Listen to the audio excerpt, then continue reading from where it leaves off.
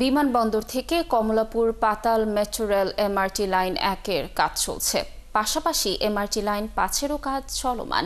এই বিশাল কর্মযজ্ঞের মাঝখানে অবহেলিত এসব এলাকার বাসিন্দারা। রাস্তা খোঁড়াখুড়ির কারণে এলাকার মানুষেরা পড়ছেন দুর্ভোগে। ব্যবসা প্রতিষ্ঠানগুলোতে জমছে লোকসানের বোঝা। সুমন মাহমুদের প্রতিবেদন। ন্যাচারাল ব্যাকটেরিয়ালাইসিসের সুরক্ষায় ফ্রেশ ও অ্যাক্টিভ সব সময়। এখন ধুলাবালি জীবাণু ঘাম clean bold. Remark. MRT line 1 এবং এমআরটি লাইন 5-এর কাজ শুরু হয় 2023 সালে। এসব রুটে বিমানবন্দর থেকে কমলাপুর পর্যন্ত 12টি পাতাল স্টেশন থাকবে। কাজের ধীরগতি আর এলাকার মানুষের বিকল্প যাতায়াতের গুরুত্ব না দেয়ায় দুর্ভোগে পড়েছেন এলাকার বাসিন্দারা। রাস্তা খোঁড়াখুড়ির কারণে 10 মিনিটের রাস্তা যেতে সময় লাগছে 40 মিনিট থেকে 1 ঘন্টা। বৃষ্টির পানি জমে ঢেকে থাকা ভাঙা সড়কে ঘটছে দুর্ঘটনা।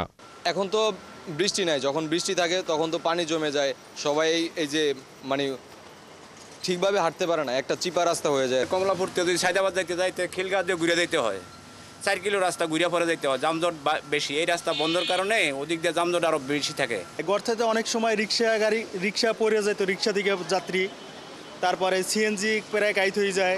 বলার ভাষা নেই, আমরা এতটা ভোগান্তির মধ্যে আছি। তেমন রাস্তা দিয়ে যে এইমাত্র আসলাম, এখন অবস্থা খারাপ, আমাদের শরীরে এখনো ঝুঁকতেছে। নির্মাণ কাজ শুরুর পর থেকে এলাকার দোকানপাট ও ব্যবসা প্রতিষ্ঠানে বেচা বিক্রি কমেছে অর্ধেকেরও বেশি। প্রতিনিয়ত লোকসান দিয়ে চলছে এসব দোকানপাট ও ব্যবসা প্রতিষ্ঠান। বেচা কিনা অনেক কম হচ্ছে এখন, এই যে রাস্তার ব্যারিকেডের জন্য গাড়ি করে আসে না। আমাদের গাড়ি যারা আসে কাস্টমার এরা আসতে পারে না, আর জনজীবন অসুবিধা, হাঁটতে পারি না। তারপর আমাদের মাল লোডিং আনলোড হচ্ছে না, আর আমাদের মাল আনবো এটাও আমাদের আনতে পারি না, রাখার সমস্যা হচ্ছে। আগে তো গাড়িগুলো চলতো রাস্তা দিয়ে, মানুষজনের বেশি যাতায়াত করতো। রাস্তা কাটার কারণে অনেকের বাসাবাড়ির পয়ঃবর্জ্য নিষ্কাশনও ব্যাহত হচ্ছে। বালু খোয়া ফালা রাখছে, এগুলো সম্পূর্ণ সিটি কর্পোরেশনের সুয়ার লাইনের ভিতরে জাম খেয়ে গেছে। এখন সুয়ার লাইনের কাজ হলো সিটি কর্পোরেশন, এটা আমার কাজ না। আমার বাসার ময়লা পাস হয় না, আমি যে মেট্রোরেলকে বলি মেট্রোরেল এটা আমার ফাংশন না, পরে আমার নিজের টাকা দিয়া এই পরিস্থিতি কত সমস্যার সৃষ্টি করতেছে। প্রকল্পগুলোর নির্মাণ কাজ কবে শেষ হবে জানেন না এলাকাবাসী। তবে সড়কের স্বাভাবিক চলাচল ও জলজটের দুর্ভোগ থেকে মুক্তি চান এলাকার বাসিন্দারা। সুমন মাহমুদ, 71, ঢাকা।